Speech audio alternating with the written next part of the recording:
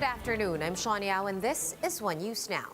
The PNP Internal Affairs Services has recommended the dismissal of Henzi Zinampan, the policeman who killed a 52-year-old woman in Fairview last May. Inspector General Alfegar Trayambulo cited as strong evidence the video of Zinampan shooting his neighbor Lilibeth Valdez at point-blank range. The PNP-IAS said Zinampan has appealed this penalty, citing his awards and length of service as a police officer. It is now up to PNP Chief Guillermo Eleazar to either outrightly dismiss Zinampan or conduct further review. Zinampan is already facing murder complaints filed by the QC Police District. Dito kasi sa kanyang opensya ay pumapasok po to sa summary dismissible cases dahil serious constituting conduct and becoming of a police officer. In fact, yun po yung charge niya, grave misconduct at saka conduct and becoming a police officer. The drug trade case against rapper Looney has also been dismissed. Flip-top sensation Looney took to Facebook to announce the decision of the Makati trial court, citing inconsistencies and lack of credible witnesses. The rapper's camp is now eyeing to file counter charges against the Makati police for supposedly planting evidence. Looney and 4 others were arrested in a buy-bust operation at a parking lot in Barangay Poblacion back in September 2019. Palace spokesman Harry Roque and 3 health experts from Israel visited a vaccination site in Parañaque City earlier today. For the details, Greg Gregorio joins us live from Parañaque. Hi, Greg. What's going on there? Sean's Palace spokesman Harry Roque is confident that the government will prove the recent think tank report wrong. The report predicts that the Philippines will be the last country to achieve herd immunity against COVID-19 across Asia.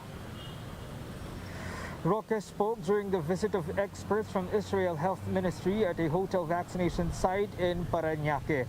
3 Israeli health experts are now conducting observations in our vaccination facilities.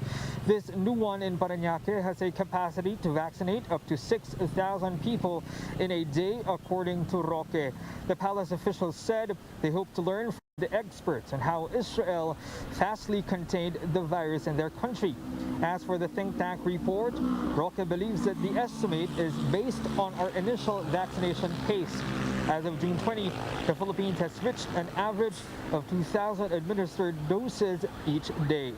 Sean, Roque has also allayed concerns about the delay of the arrival of 50,000 doses of Sputnik V. Roque said that the Russian-made jabs will have a higher efficacy, according to the experts, with longer interval between doses. Sean? Right, Greg, can you tell us more about the plan of the Israeli experts and their visit here? What is really their main aim or main objective from this trip? Sean, according to Palace spokesman Harry Roque, as well as the earlier statements of the Department of Health, we hope to learn from the Israeli experts on how did the Israel achieve the early containment of COVID-19 virus in their country through their fast-paced vaccination. And tomorrow, the experts are expected to hold their press briefing in Taguig to give their initial assessment on their observation in our vaccination sites and vaccine rollout here in the Philippines. Sean? Right, did all these experts ever discuss the Delta variant during this visit? Did the government officials bring it up at all? Sean, unfortunately, we were not able to know more about the discussions of the Israel experts yet. But based on the earlier statement of Secretary Roque as well as the Department of Health, the Delta Plus variant, which is recently reported in India, is believed to have is also believed to have higher transmissibility against the other variants of concern of the SARS-CoV-2. But according to experts, we still have limited information about this variant yet.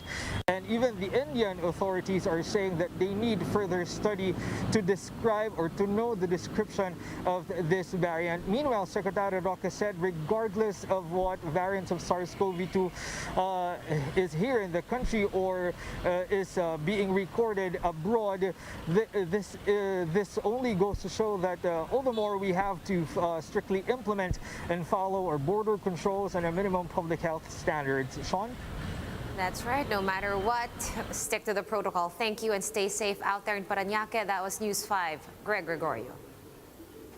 And one health expert has warned that the Delta variant of SARS-CoV-2 poses a higher risk of hospitalization than the Alpha variant.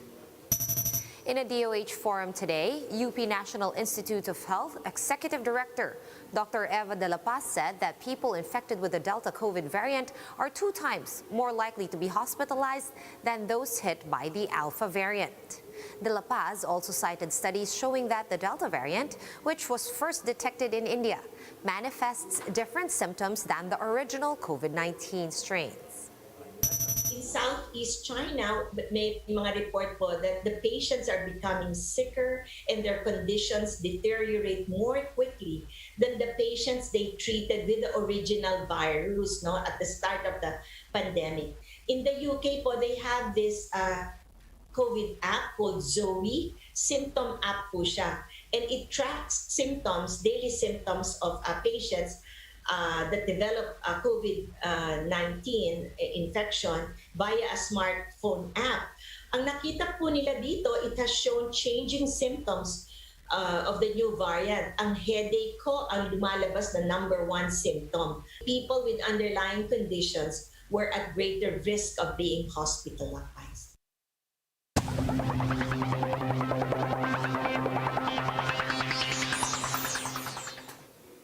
And New Zealand weightlifter Laurel Hubbard is set to be the first transgender athlete to compete in the Olympics.